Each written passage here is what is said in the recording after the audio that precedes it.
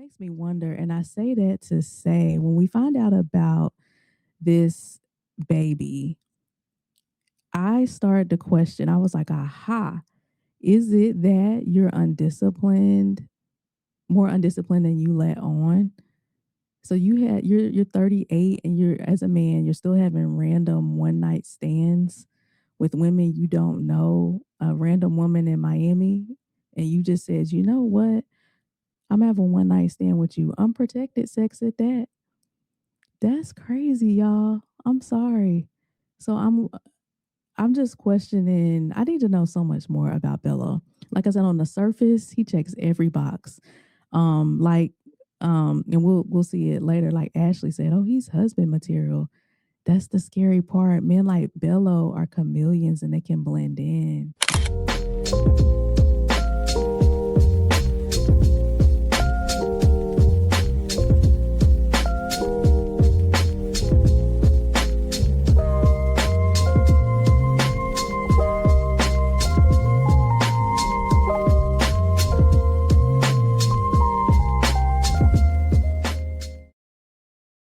What is up, y'all?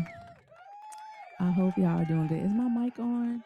I'm so sorry about the last show, y'all. I cannot believe my mic was not on. I was so upset about that. And what makes it funny is that my husband does a sports podcast. The same thing happened to him. I think it was a setting with the software we use, StreamYard. And then I was telling him, I was like, yeah, you gotta be more careful. You gotta be checking that kind of stuff. You know what I'm saying? Then I get up here, same thing happened. So, yeah, it must have been a setting. I don't know why it switched off, but anyway, we're good. All right. I hope y'all doing good. Hope you're having a good holiday. I got my holiday nails. You know what I mean? So I do that every December. I gotta get the green and red going. So let's get into Ready to Love. This is episode 6, season 11. Okay. So where we left off, Christina and Donna were on the chopping block to get eliminated. Of course, Christina was like, yeah, I know it's gonna be Donna and not me. Um, Surprise, it was you, Christina. I just think she's gonna have such a hard time finding a man that's really into her. Just the attitude, the arrogance, it's a lot. And the more scarier part is, I just don't think she's self aware. It's like she doesn't even see that you sound crazy like half of the time, like 85% of the time. And she just doesn't see it. You just get the sense like when you're in a relationship with her, like it's all about her. It's about, are you spending enough time? Are you spending enough money on me? Did you do this? Did you do that? Because I need to have this. So yeah, good luck, Christina. All right, so this week's assignment is that you have to share something that you haven't shared yet with people. So getting the skeletons out of the closet. And I thought this was really interesting because I don't remember them doing this before in any of the previous shows. And I also thought it was funny because, last season, the whole Rose situation where it was like a live omission and she didn't tell everybody about that her son's father was incarcerated. Right. So I thought maybe that's where this new assignment came from. Like, all right, this is the chance. If you got anything you haven't shared, go and get it out. So I like that they added this in. This was a good twist. So the first date that we see is Nicole, Donna, Ashley, Vince, Steve, and Chris. And so they tried hot yoga, which I've never tried it before. And so Donna and Chris were talking, and Donna mentioned previously that she feels like Chris just overpowers conversations and talks a lot, very talkative. Okay.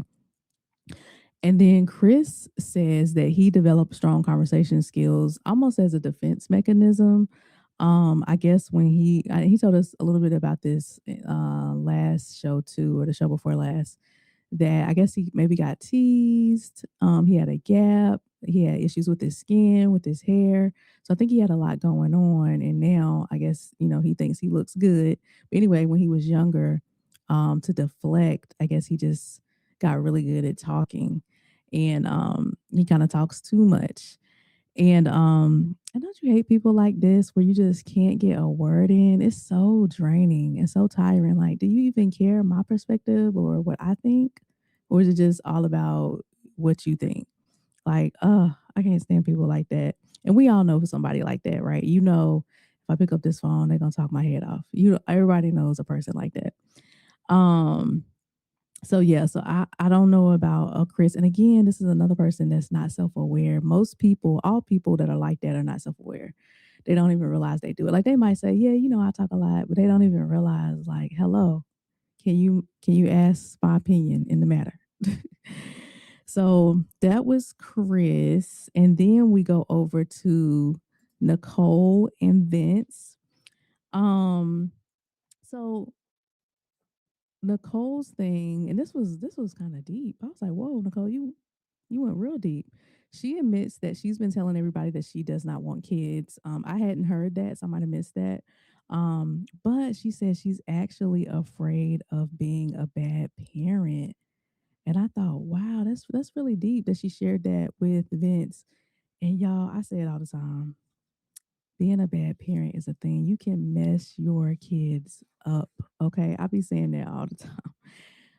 Almost everybody that has some deep trauma or in therapy about something, it always derives from something that happened in your childhood.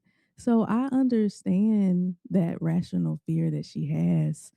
Um, but at the same time, too, it's like none of us are perfect. None of us have done this before, just like Vince was saying. Um, you're gonna miss it. You're gonna mess up. We all do. I mean, that's just a part of it. But for her to have a fear that deep, it made me wonder, had something really traumatic happened? Did she have like really toxic parents, on another level? Like, did something happen? Because all of us probably feel that way to a certain extent, but we still have kids. We don't care. But to be like, no, I'm actively trying not to have kids because I'm terrified that I might not be good enough. That's deep. And so I was just wondering where that might stem from. But let's clap it up for Vince. Okay, he did a really good job. Gave her great advice. Had the analogy on the ready. I love it. He was saying he had daughters or a daughter in the fourth grade, and he was like, "You're raising me just like I'm raising you. This is my first time doing this. I'm gonna mess up." So I thought that was really good, and hopefully that brought her some sort of comfort. But yeah, if you looking to be a perfect parent, that's not gonna happen. But like Vince was saying, as long as you love your kids and put them first as much as you can, that's all you can really do, right? Make sure they got something to eat, some clothes, and shelter and emotional stability, and you good. So I'm hoping Nicole can work through that. That was really unfortunate to hear. All right, next is Donna and Steve. So Steve and Donna, so Steve asked Donna why she was single for 7 years. And she said she was in two back-to-back bad relationships and she took a break. And I'm not mad at that. I think there's power in not having to be dating or talking to somebody all the time, 24/7. You got a relationship, I gotta find somebody else. And we all know people too that they always have somebody all the time. Like you don't even can't even remember a time when they were single. Right. So I think there is power in that. Now, 7 years is a long time, but it is power in saying, I'm enough and I don't have to be talking to somebody to complete me. Um, so Donna asked Steve how have his parents affected how he views women and relationships. And he said his mom is passed, so he's missed out on a lot of that advice that he would normally get from his mom. But he does seek out female family members to get that. And y'all, I just can't wait. I got three sons, so I can't wait to be giving all the advice. But I gotta, I'm gonna try to balance it and not do too much. I tell myself I'm not gonna give advice unless they ask me, but I don't know. But that's what I be telling myself. But yeah, so that's unfortunate for Steve, but at least he does have, like he said, female family members where he can get that good advice. So then we move over to Chris and Ashley. Um, and we might have to nickname Chris Talk a Lot Chris. We got Jokey Joke Vince. We might have to say Talk a Lot Chris. I had never really noticed it until Donna pointed it out. So he tells Ashley that he fell in love with a woman, I don't know, I guess a couple of months ago, and maybe he fell in love really quick, like 3 or 4 months, and then he got ghosted. And so when Donna told us about the over talking and all of that, I was wondering if that played a part in it. Um, because whenever you get ghosted, it's not always your fault. Don't get me wrong, but it's concerning, and I'm wondering what really happened. And I wish we could reach out to that woman to see, like, girl, what happened? Tell us what happened. Did he fall in love? And I was also thinking, like, did he fall in love in his head on his end because he was the only one talking in the relationship, right? So for 3 months, 4 months, he was just like, yeah, and da da da and da da da da da da. He was like, oh man, I'm so in love, and she probably never said a word. And then he probably started talking about, yeah, so you gonna get that ring soon, and she was probably like, okay, I gotta go, I gotta go. He getting serious. So yeah, that's concerning. That's concerning. And it's never okay to ghost people. I'm not saying that, but I just really wonder what in the world happened. Um, and then so at this point, I was starting to feel like Chris might be on the chopping block because again, I couldn't remember anybody that really spoke fondly of him, and he's just not coming off good in any of the last show and this show. He hasn't been coming off good in any of his dates. I just don't think he has any real connections. I think he knows it too, and I think he's kind of starting to freak out because last show he was like, "What if I don't find my person here?" And then with Ashley, he's like, "Yeah, I mean, it's just so hard to try to." So I'm like, I think he is seeing the writing on the wall too. All right, so then we go over to Lauren and Bello. First of all, this was like the date of the season, maybe of all the seasons. I love this. This was a tiki boat on the river. I mean, the sun was shining. You had the skyline, the city skirt. I mean, it was. I loved it. I loved it. So A+ on the date. I was having trouble remembering anything about Lauren. Like I couldn't remember a lot about her. But anyway, Lauren's a good detective, y'all. Okay. Because I hadn't heard Bello say this to anybody else. We on episode 6. What's going on? Okay. We've heard about other people's kids. So Lauren says that Bello does seem too good to be true, and she just wonders, like, is there anything else that he needs to share? And he dropped a shoe on us that he has a 1-year-old daughter from a one night stand. I said, say what? Not from a one night stand. And he was really forward. I didn't expect him to give all that. Okay. The daughter, we found out that the daughter lives in Miami. And of course, he lives in Detroit and is strictly co-parenting. Um, y'all, normally I always say I wouldn't date anybody that has a child under 2 years old. You just got finished having sex with that person. It's too fresh. Y'all are probably still trying to figure out co-parenting and who gonna do what and why you ain't call me. Y'all might still be messing with each other. 2 years is just not enough time for me. 2 years or less. I'm sorry, less than 2 years is just not enough time for me. So I'm always out when somebody like, oh yeah, I got a 6 month old. No, no, no. He has a 1 year old. I would have been out. But being that this is a strictly coping, he didn't have a relationship with, because my issue is you have a relationship with that person. But it seems like if we are to believe him, he doesn't have a relationship with this lady. And it's strictly co-parenting, and she lives in Miami. So it's like, okay, I could see that. Um, yeah, I just wonder if he's gonna be able to be in his life in her life the way he says, if, with them living in two different states like that. So I admire that he's trying. He's seen her twice, I guess in the last 6 months. Um, y'all, this is my thing. Um, most guys, this is my thing with Bello. Most guys, right? There's because nobody's perfect, right? So, most guys are gonna have something, right? They can't. Maybe they talk really well, but they can't dress, or they can dress, but they're not articulate, or they got a apartment, but they don't have no car, or it's gonna be something, or they don't have no swag, or they're a nerd. Like Devon is kind of nerdy. Carday is not as confident. Vince is not serious. He joking all the time. Darius is arrogant. Chris talk too much. Everybody gonna have something, right? But then you stumble upon these guys where everything is seemingly perfect, right? So for a Bello, for example, great personality. When he talks to you, he's locked in, he's engaged. Well, tell me a little bit about that. Oh yeah, he's engaged, articulate, can dress, educated, entrepreneur, right? You stumble upon these types.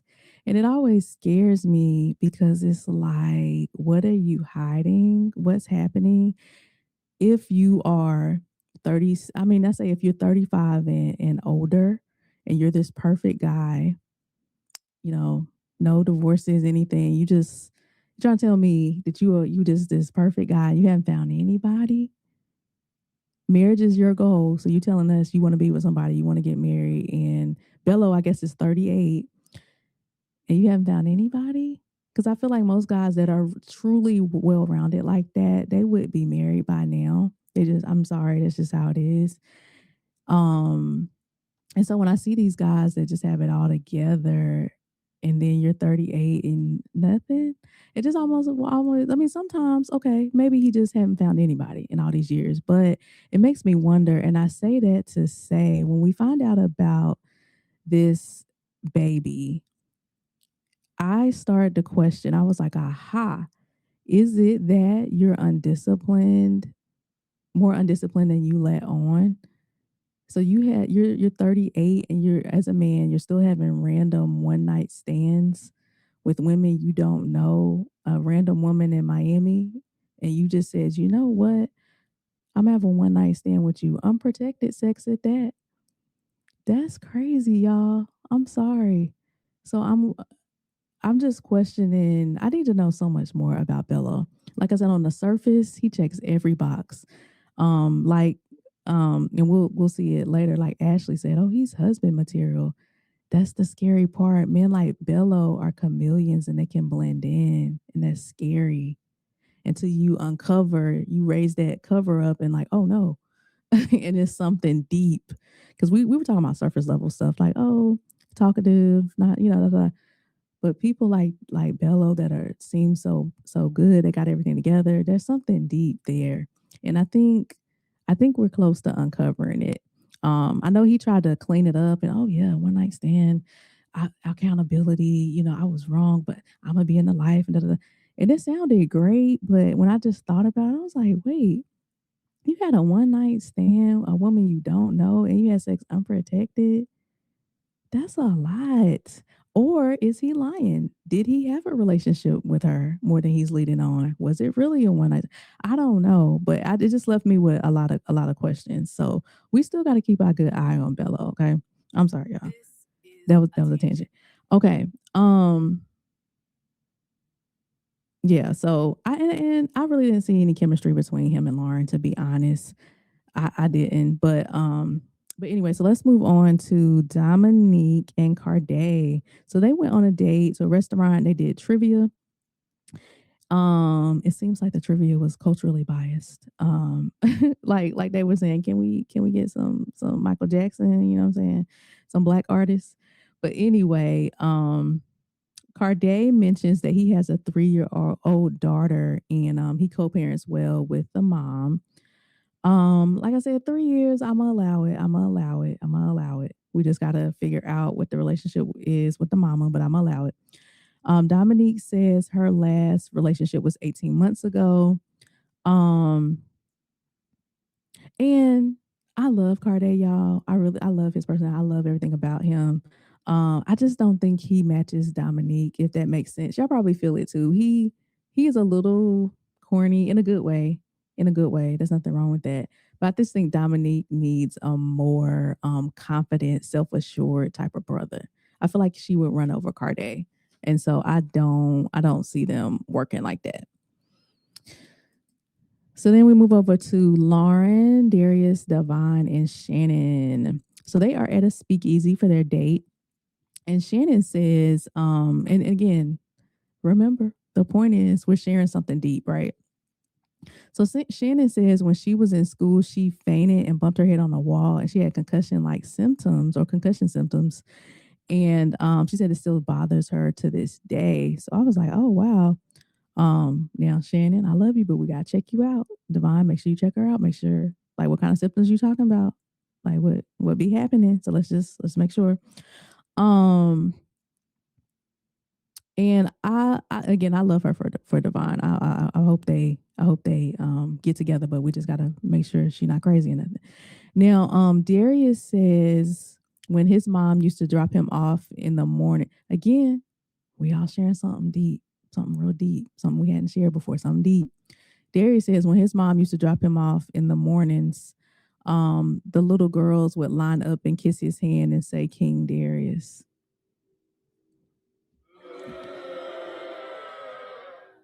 I was like, I don't know if we missed a part of the conversation or I don't know if we missed some context or some background. I don't know what that had to do about anything. That was really weird. I was like, what? I think like what everybody's sharing something real deep and that's what you came up with? The arrogance. Okay. That's what that showed me. It was just another example of where it started. Okay. I think he's been put on a pedestal for his whole life. Okay. And so like Lauren clocked it too, right? Lauren was like, it makes sense. And I concur. Okay.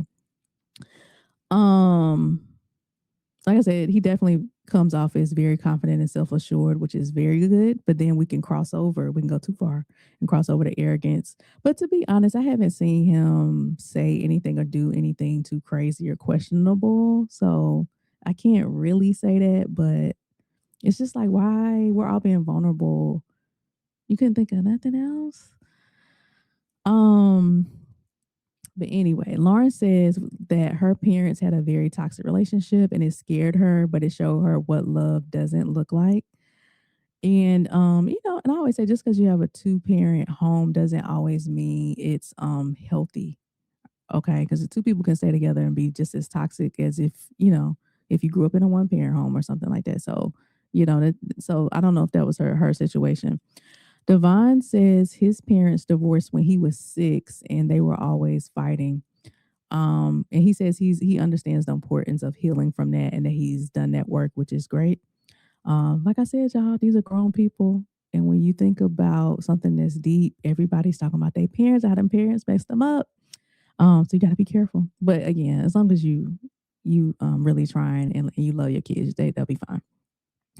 Um, but yeah, so from that whole scene, I just took away from everybody was vulnerable except for Darius. It made him look real crazy.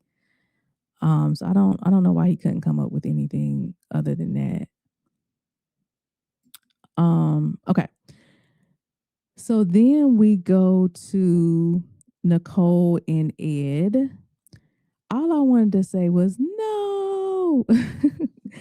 Yeah, I clocked this from episode 1. I'm like, Nicole, stop, man. Why are you chasing him? Like, no, he's no, no.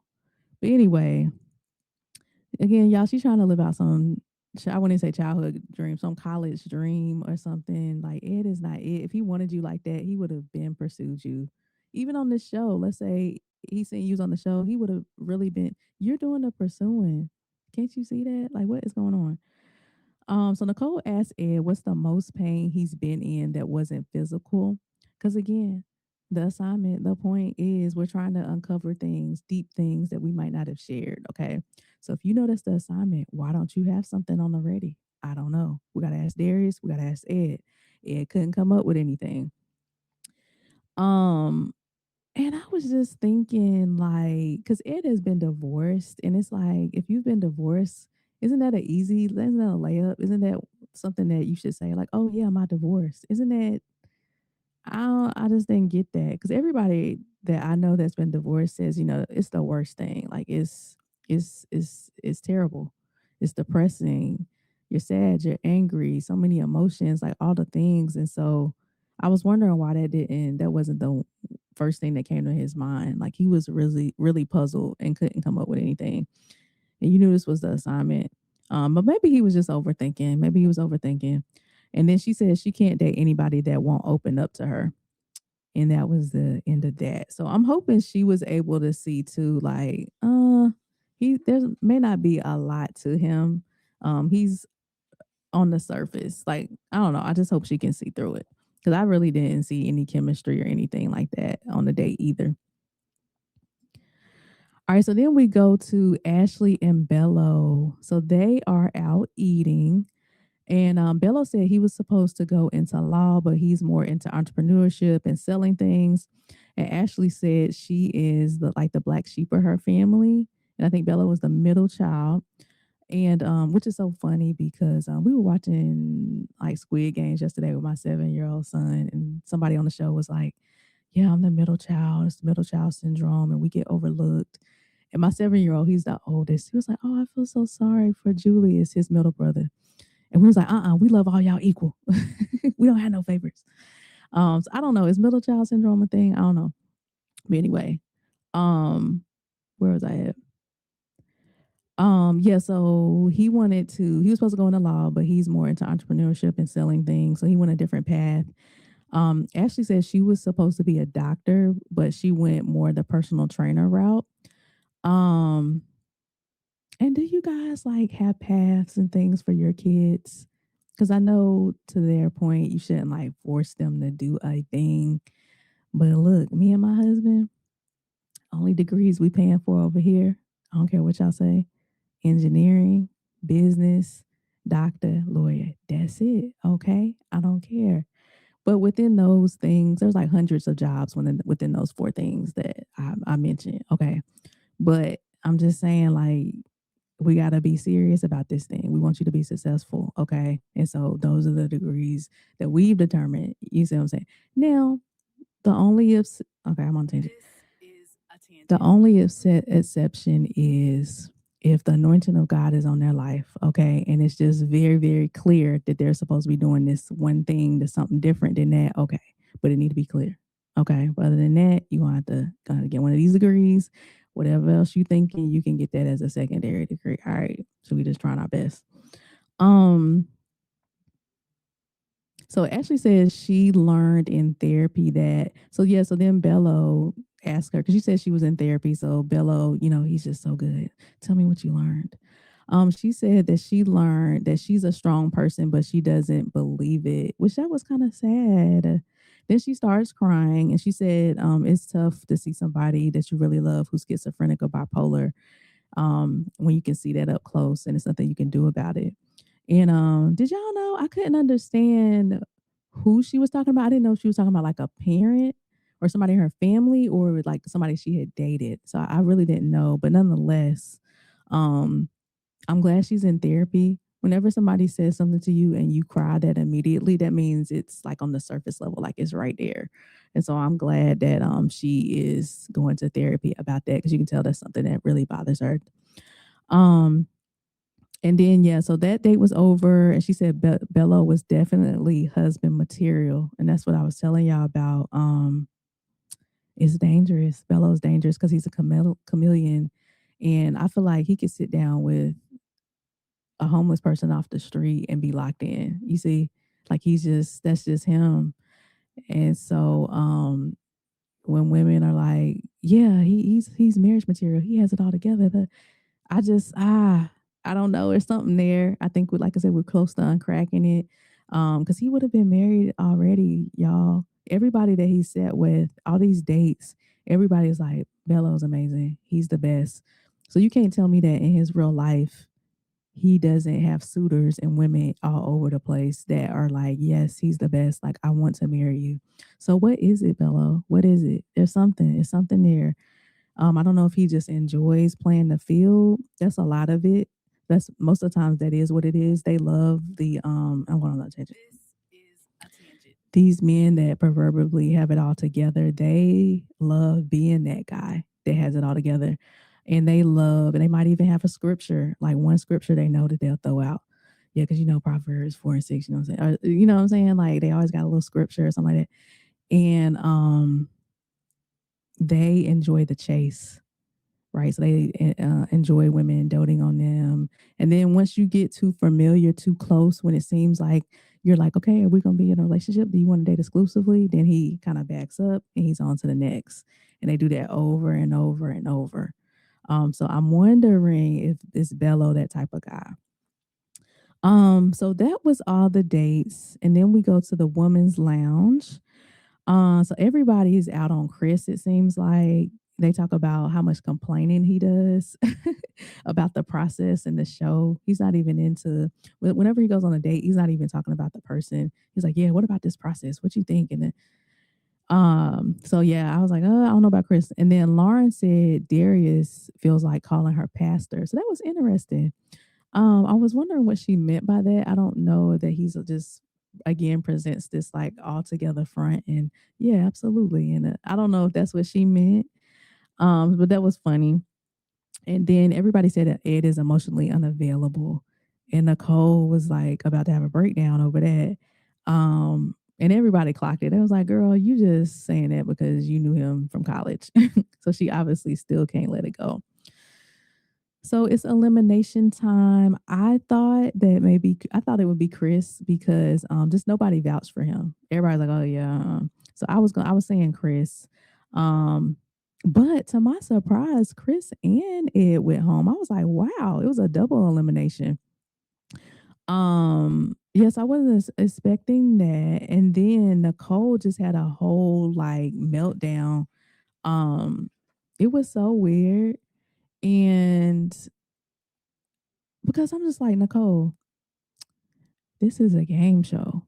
If you like him all like that, you can still talk to him. Like, you can talk to him in real life, right? She was acting like he was going off to prison or she was never going to see him again. I'm like, y'all both live in Detroit. If it's that deep, just still talk to him. Better yet, see if he'll still pursue you. That's how you know it's real. I bet he's not. I bet you he won't talk to you ever again. So I don't know why she was acting weird like that. That was so crazy. He's not even giving you enough for you to be vouching for him all like that. But anyway, y'all, that was episode 6. So I will be back next week and we'll get into episode 7. Looks like it's gonna start getting juicy because we're gonna start meeting the exes, and meeting the exes is always a good time. Okay. So all right, so I will see y'all. Have a good holiday season. See ya.